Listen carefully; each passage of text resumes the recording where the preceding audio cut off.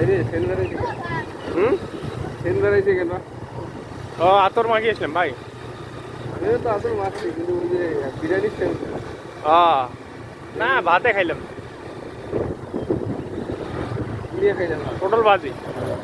ভাজি আর কি খালি পটল ভাজি। হুম ভাতে খেয়ে বেড়াইলাম। ওই আতর দিছে আমার নানি, আতর আনছিল ইয়া থেকে, সৌদি আরব থেকে।